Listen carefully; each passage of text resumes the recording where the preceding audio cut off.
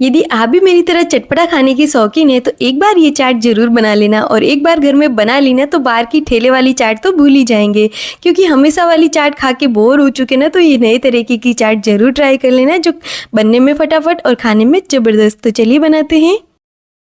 तो मैदे को एक बड़े बर्तन में डाल देते हैं ताकि आटा लगाने में आसानी रहे। यहाँ इसमें डालेंगे आधा चम्मच अजवाइन और आधा चम्मच नमक। सारी चीज़ों को मिला लेंगे। यहाँ आप मैदे की जगह गेहूं का बारीक पिसा हुआ आटा भी ले सकते हैं।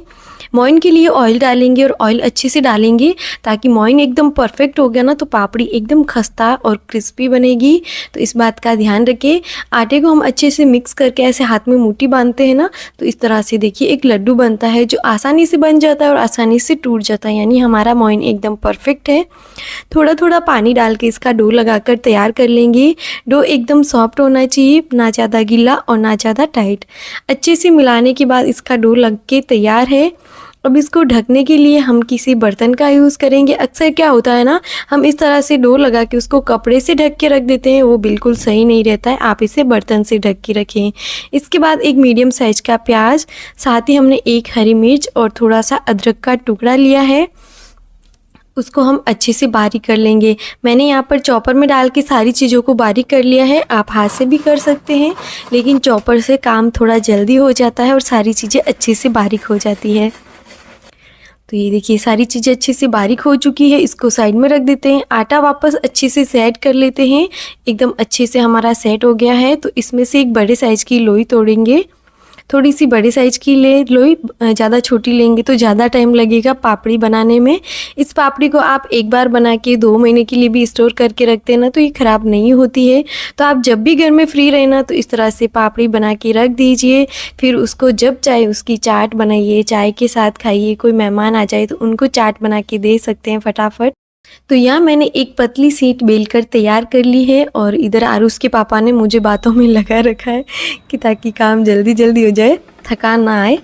तो यहाँ मैंने एक चम्मच ले लिया और उससे इस तरह से डॉट डॉट कर देते हैं पूरी रोटी पे, ताकि ये फूले नहीं। जो हमारी पापड़ी बनेगी वो फूलेगी नहीं, फूलनी नहीं चाहिए, तभी अच्छी बनती है। और इसको पापड़ी का शेप दे देते हैं। या मैंने एक स्टील का छोटी सी बन्नी है मेरे पास, उसका ढक्कन ले लिया है। आप कोई भी डब्बे का या फिर इस तरह का कटर कुछ भी ले सकते हैं। और ये देखिए एकदम बढ़िया हमारी शेप में पापड़ी बन गई है। एक्स्ट्रा आटा हम साइड में ले लेंगे और एक एक पापड़ी इस तरह से ले लेंगे। सारी पापड़ी इसी तरह बनाकर तैयार कर लेनी है। आप जब भी घर में फ्री रहे ना तो इस तरह से आप बना के आराम से पंखे के नीचे बैठ के बना लीजिए। सिर्फ फ्राई करने के लिए किचन में आइए। तो जब ये चाट बनती है ना तो हमारा काम थोड़ा आसान हो जाता है। और चाट ऐसी चीज़ है कि हर टाइम फेवरेट होती है, मतलब उसका कोई सीजन नहीं होता। सर्दी गर्मी बारिश हर टाइम अच्छी लगती है।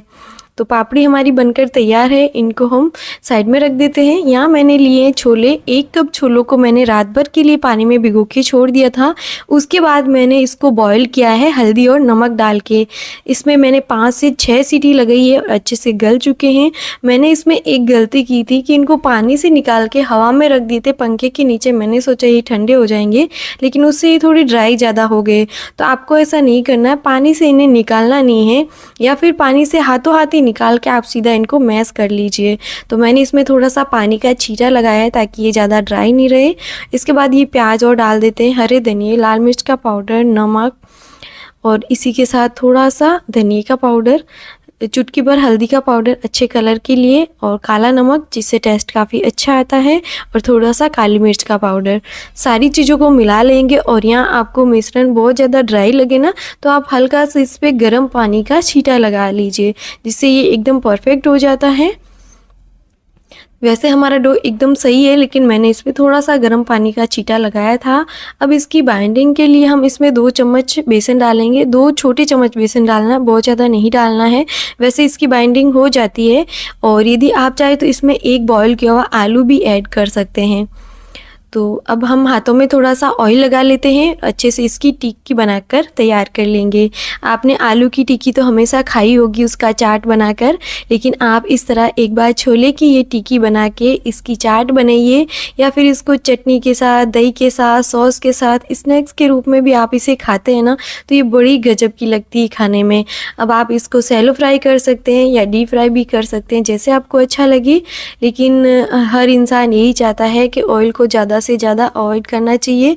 तो हम इसको सैलो फ्राई ही करेंगे, डीप फ्राई नहीं करेंगे, क्योंकि हमें इसे डीप फ्राई करने की ज़रूरत नहीं है। जितना हो सके हमें भाई तेल से थोड़ी दूरी बनानी चाहिए। तो अब ये हमारी है जो सैलो फ्राई हो जाएगी। कुछ चीज़ें ऐसी होती हैं ना जो सैलो फ्राई नहीं कर सकते, हम उसे डीप फ्राई करना ही पड़ता है। जैसे हमने पापड़ी बनाई है तो पापड़ी को हम सैलो फ्राई नहीं कर सकते, इसलिए हमने उसे डीप फ्राई करेंगे। तो अलट पलट के टिक्की को अच्छे से क्रिस्पी होने तक इसे सेक लेंगे। आंच को थोड़ा मीडियम रखेंगे ताकि अच्छे से ये अंदर तक सिकेगी, कच्ची नहीं रहेगी और खाने में बड़ी गजब की लगती है। इस तरह से आप बच्चों को लंच बॉक्स में भी दे सकते हैं, बना के रख दीजिए और जब इनको देना हो बच्चों को लंच में तब आप इसको इस तरह से सैलो फ्राई करके दे सकते हैं। इसके साथ आप चटनी दे सकते हैं, दही दे सकते हैं, सॉस दे सकते हैं। बच्चों को कभी कभी चटपटा खाने का मन करता है ना, तो इस तरह से आप बना सकते हैं। अब हमारी टिक्की तो सिक गई है, तो हम ये जो पापड़ी बनाई थी ना उसको भी फ्राई कर लेते हैं। तो मैंने सारी पापड़ी एक साथ ही डाल दी है, क्योंकि ऑयल मैंने थोड़ा ज़्यादा ही लिया है ताकि फटाफट हमारी पापड़ी है जो फ्राई हो जाए, इसमें ज़्यादा टाइम नहीं लगे। अलट पलट के यहाँ गैस की आंच बिल्कुल मीडियम रखनी है ताकि पापड़ी एकदम खस्ता बने। और इसको बनाने के बाद हवा में रख के इसको बिल्कुल ठंडा करके किसी भी कंटेनर में भर के रख दीजिए। आराम से ये महीने भर चल जाती है। वैसे हमारे महीने भर नहीं चलती है, क्योंकि हमारे घर में सब चाट के बहुत शौकीन हैं, तो बनाते हैं और ख़त्म हो जाती है। तो महीने भर हमारे तो चलने वाली है नहीं, लेकिन कुछ हो कि आप लोग ऐसे फटाफट बनाना चाहते हैं तो टाइम नहीं रहता है, तो कभी फ्री हो तो इस तरह से बना के रख सकते हैं।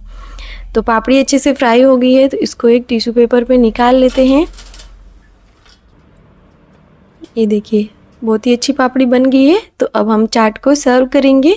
तो यहाँ पर मैंने दही को अच्छे से फेंट लिया, उसमें गांठें बिल्कुल नहीं रहनी चाहिए। फिर उसमें मैंने थोड़ी सी चीनी डाल के उसको 1 घंटे के लिए फ्रिज में रख दिया। ये काम मैंने सुबह ही कर देती हूँ, या चाट बनाती हूँ ना उससे 1-2 घंटे पहले ही कर देती हूँ। इससे जो दही है ना पानी नहीं छोड़ता और एकदम स्मूथ हो जाता है। दही हमने प्लेट में फैला दिया, उसके बाद टिक्की डालेंगे। मैंने यहाँ पर 2 टिक्की को तोड़ के इस तरह से डाल दिया है। फिर हमने 5-6 पापड़ी को तोड़ के इस तरह से डाल दिया। आप ये चाट ओनली टिक्की से भी बना सकते हैं और ओनली पापड़ी से भी बना सकते हैं, लेकिन आप इस तरह से मिक्स बनाएंगे ना बड़ी गजब की लगती है। इसमें बारीक कटे हुए प्याज, मिर्च, टमाटर सारी चीज़ें डाल दी है, धनिया पुदीने की चटनी और यहाँ पर इमली की खट्टी मीठी चटनी ये भी मैंने इसके ऊपर डाल दी है। जैसे आप सजाना चाहे उस तरह से सजा सकते हैं। और पापड़ी को कुछ पापड़ी को हमने तोड़ के अंदर डाल दिया है और बाकी को इस तरह से सजा दिया ताकि दिखने में और खाने में ज़बरदस्त लगे। ऊपर से काला नमक, बारीक वाली सेव, भुने हुए जीरे का पाउडर और लाल मिर्च का पाउडर, ऊपर से अनार के दाने, चाट मसाला भी डाल सकते हैं और जो आपकी इच्छा हो वो इसमें ऐड कर सकते हैं। अब हमने ओनली टिक्की की भी चाट बना दी है। टिक्की रख के उस पर दही, चटनी, सेव सारी चीज़ें डाल के, और ये देखिए लग रही है ना बहुत ही गजब की। जितनी ये दिखने में सुंदर लग रही है ना, खाने में उतनी ही टेस्टी लगती है। और इस तरह से आप खाते हैं ना तो बड़ा ही मज़ा आता है। और जैसे कोई गेस्ट आ रहे हैं तो उनके सामने इस तरह से सर्व करते हैं ना तो भी बहुत ज़्यादा अच्छी लगती है। तो मेरी रेसिपी आपको कैसी लगी कमेंट करके ज़रूर बता देना। वीडियो अच्छा लगी तो लाइक शेयर ज़रूर कर देना।